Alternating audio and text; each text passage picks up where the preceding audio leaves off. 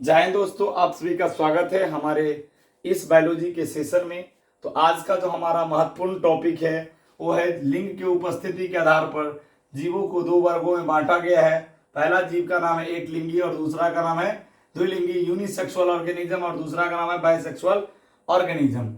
Unisexual organism की बात मैं करूं एक लिंगी जीव का, तो जिस जीव में क्या होगा, नर और मादा जनन तंत्र अलग अलग जीवों में पाया जाएगा तो हम उसको बोलेंगे एक लिंगी जीव। जैसे देखिए, वैसा जीव जिसमें नर एवं मादा जनन तंत्र अलग अलग जीवों में उपस्थित होता है उसे एक लिंगी जीव कहेंगे। यानी जिसमें क्या होगा, एक जीव में एक ही पार्ट होगा, या तो मेल वाला या तो फीमेल वाला, अलग अलग जीव में होगा मेल और फीमेल वाला पार्ट। ठीक है, तो हम उस प्रकार के जीव को हम बोलेंगे एक लिंगी जीव। एग्जाम्पल में मनुष्य हो गया, चूहा हो गया, गाय हो गया, घोड़ा हो गया, पपीता एक्सेट्रा, है ना। इसको हम बोलेंगे एक लिंगी जीव। तो जल्दी से आप लोग इसका स्क्रीनशॉट लीजिए ताकि हम दूसरे स्लाइड की ओर चलेंगे।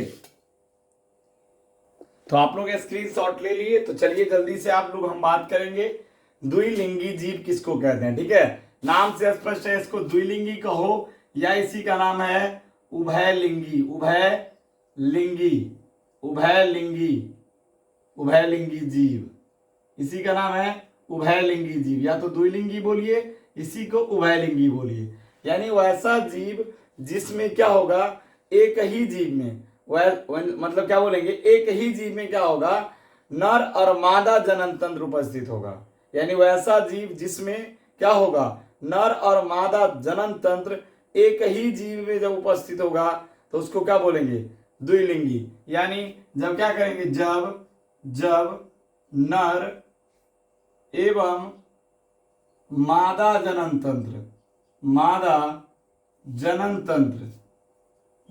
तंत्र एक ही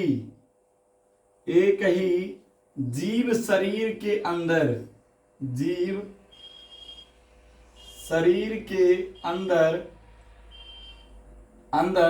उपस्थित होता है तो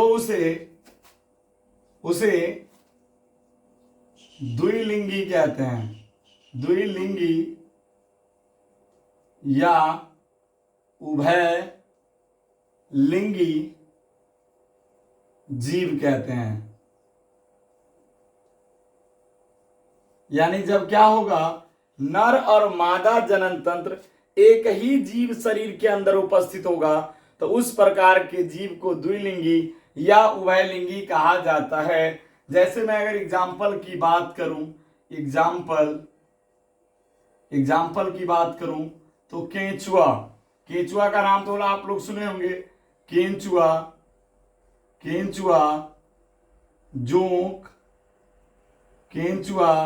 जोंक, है ना। अड़हुल नाम सुने हैं, अड़हुल हो गया। उसके बाद देख लीजिएगा, अड़हुल के बाद आपका गोल कृमी,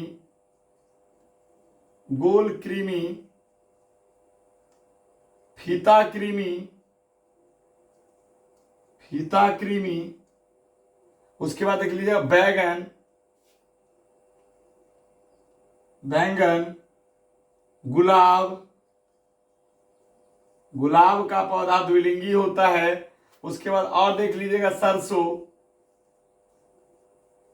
सरसों एक्सेट्रा।